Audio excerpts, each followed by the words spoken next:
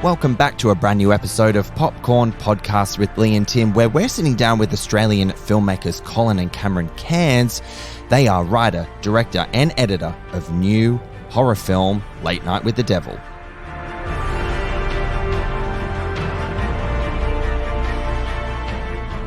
I'm Tim Ifland, movie buff. And I'm Lee Livingstone, entertainment journalist. And we love to talk all things movies. We do. And in Late Night with the Devil, Johnny Carson rival Jack Delroy is the host of Night Owls, a once popular talk show.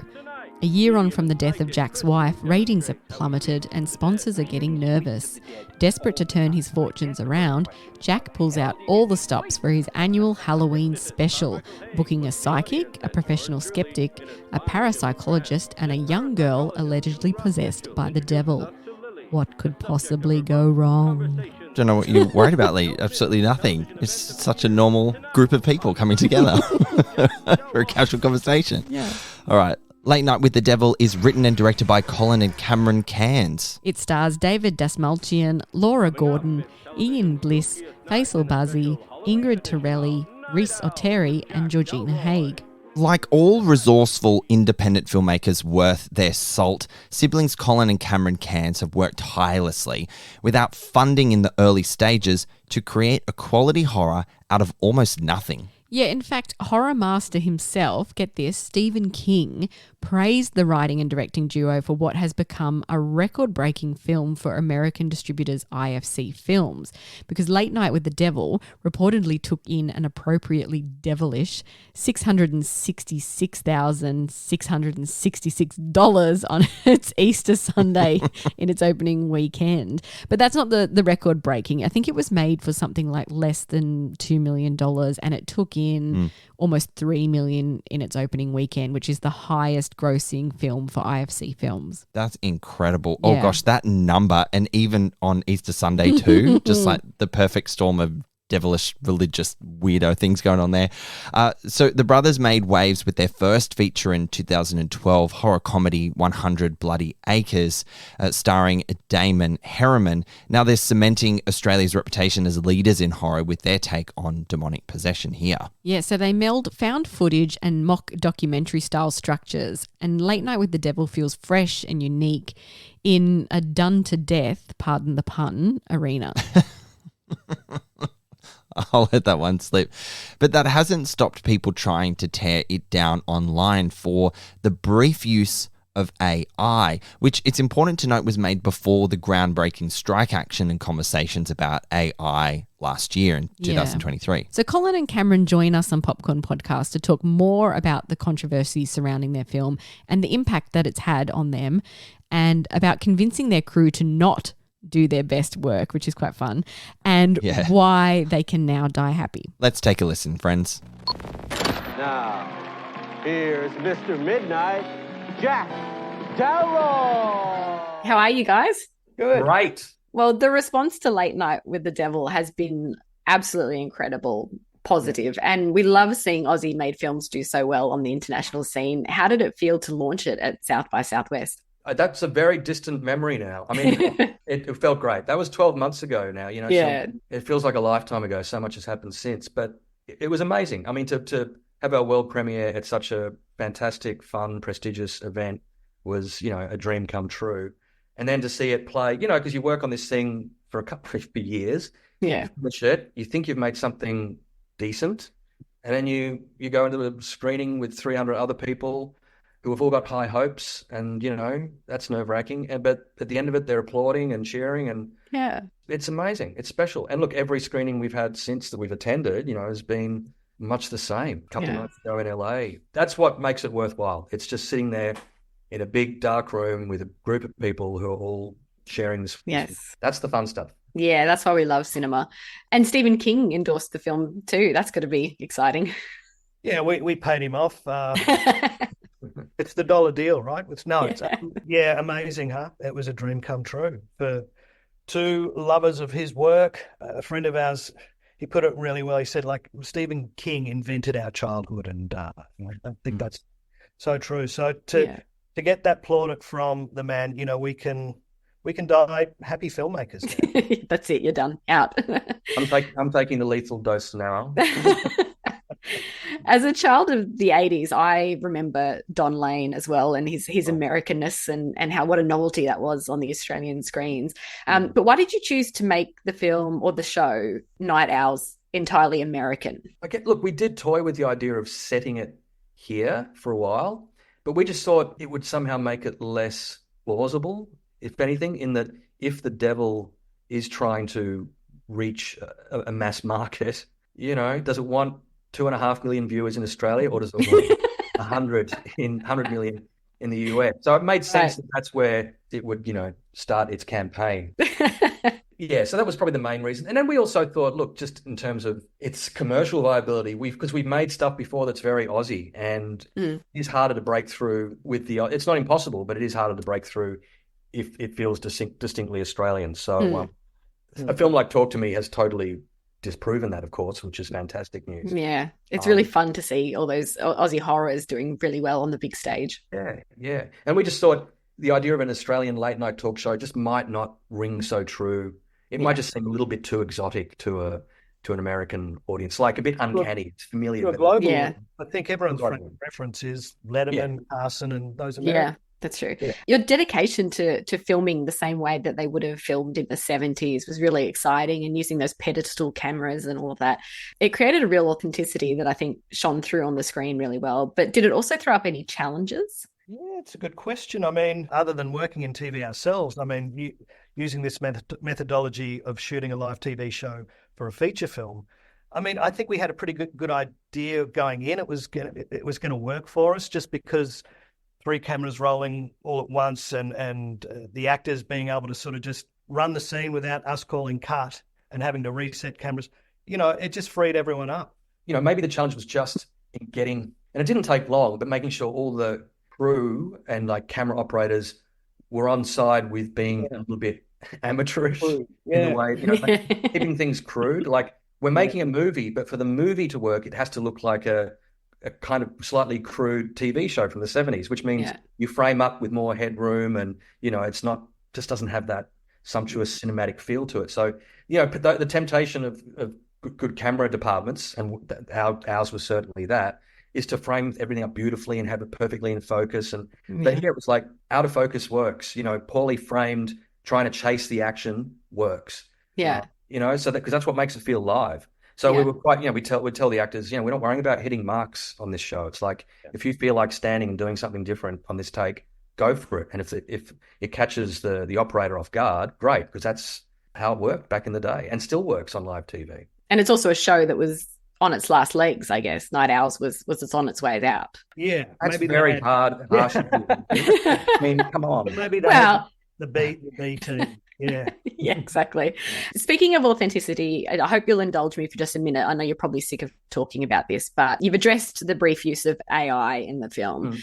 But how does it feel when you and your crew have worked so hard to create something from nothing, and then people are throwing out 1-star reviews because of 3 images that were slightly tweaked by AI? Because you did have designers working on them, didn't you? Yes, we did. So the images, like the fundamental image there, like the skeleton or whatever it is, was done on AI. Now, the thing is with AI, you don't just say, "Oh, robot, please give me a cool 70s picture." It actually is a pretty painful process. Yeah. And I don't know if we do it again for that reason alone. Like, it's just to get an image that's half usable. Yeah. It's kind of a pain. So, but then, when you've got the image, then it's a matter of making it fit in with extra graphics and tweaking some stuff. So, I mean, the graphics team, who also happened to be our producers, that's how tight the budget was. It was a thing we agreed we'd experiment and have a play with it. It just felt like we were, being resourceful indie filmmakers. And this is going back nearly 18 months when we film. So the fact that people have latched on to that and then embellished it by saying things like, "Oh, it's wall-to-wall AI, the film's right, there's AI all over this," on one comment on a leading film platform. That is a little bit upsetting because, we've got a small but very passionate, dedicated team who just work their asses off to make this thing work. I dare anyone to watch the film and tell us to our faces that we're lazy filmmakers, or we're lazy artists, or that we've denied people income because everyone who worked on it got paid, reasonably well, and I don't think anyone's got a complaint about the work they did and their fees. I mean, if we want to talk about that, then you have to look at our careers, because we are the classic struggling indie filmmakers. Tax returns are frankly embarrassing. 4 years out of 5. So many years of unpaid work working on this, writing a script without any kind of funding, doing a lot of it off our own dime, trying to get the film up, and we're out of pocket basically. So I think it's been sad to see, especially when you did so much practically. I mean, I'm thinking of the worm scene, which I don't want to spoil too much, and that all this was done before the strikes. And it's such an important conversation, I guess, to have when you're talking about using AI, because now it's become, such a cultural lightning rod. And even in my industry as well, as a journalist, it's a conversation that you need to have. But I think the technology is here and it can be useful to a point, ethically, of course. Yeah. How do you see AI sort of fitting in with film in the future? Because it's not going anywhere. I don't think so. But by the same token, we don't see ourselves, just because we dabbled briefly, we're not experts. And I think and no one is really, are we? And it's evolving, and we've just got to learn to deal with it and live with it and use it for good and not evil, I think. And it's there. It's like there's hardly a visual effect in film now that isn't utilizing AI in some form. If you've got fire or particles, that's pre-built stuff that's just getting manipulated, so it's all over the place. And I think it is a concern. Like, I read reviews for our film that I'm sure were written by ChatGPT or whatever. Yeah. And I think we just have to come up with a way of working with it that it's a tool. It's simply a tool, because there's no way, I don't see how AI can ever usurp what we as creatives do, especially in something as complex and involved as filmmaking. I can see it working maybe for some big spectacle, totally VFX driven $200 million movie where you could almost hand it to the robots. But at the independent, low budget end of the scale, no way. It's a long bow to draw. Yeah.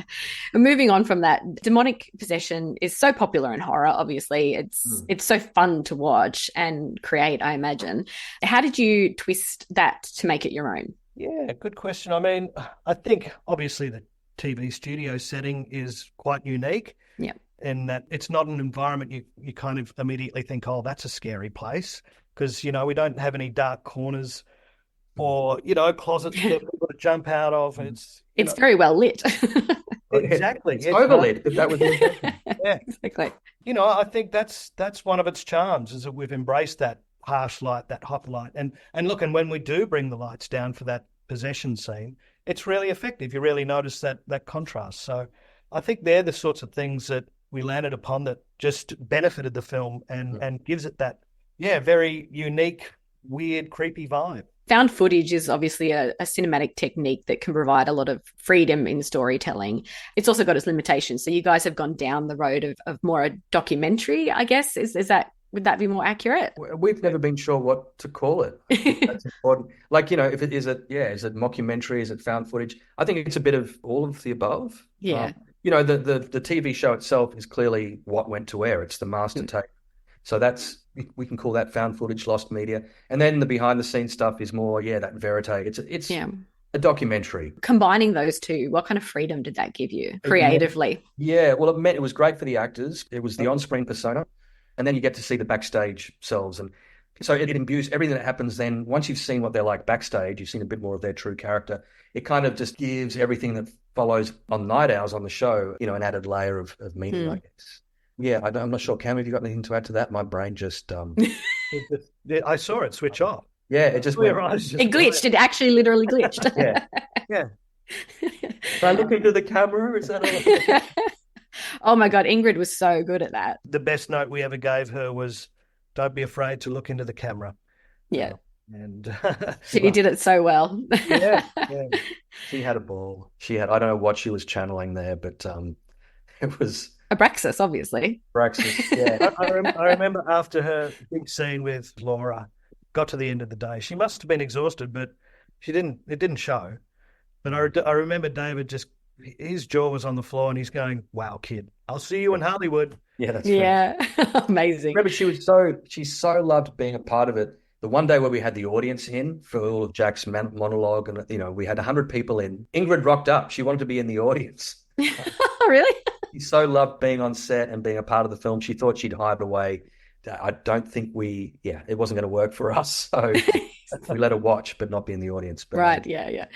To finish up, guys, thanks for your time. At Popcorn Podcast, we're all about celebrating the joy of cinema and that connection that it can bring sitting in that dark theatre and watching something that just thrills you.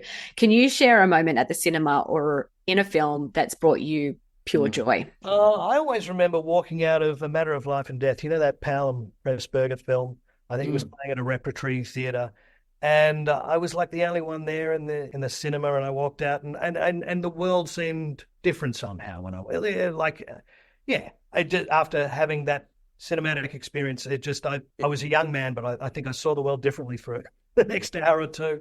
And that's I guess that's a certain joy. I love that. That's perfect. Exactly. Colin, what about you? I don't know if I can top that. I've had that experience. My memory is also a bit of an issue these days.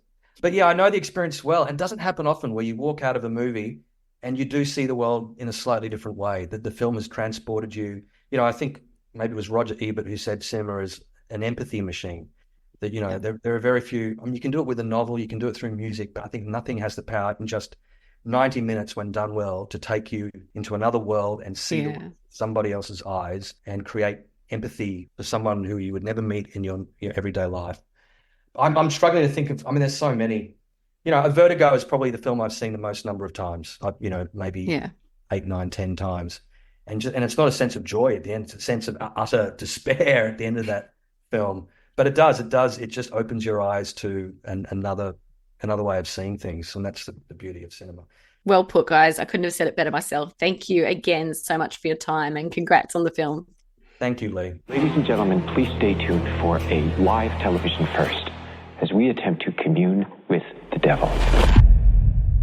Well, there you have it, straight from the source. These guys love filmmaking, and when you have a real passion for film and a dedicated team behind you that these guys had, it shines through in the work and makes it like so much more enjoyable to watch. It does, that's right.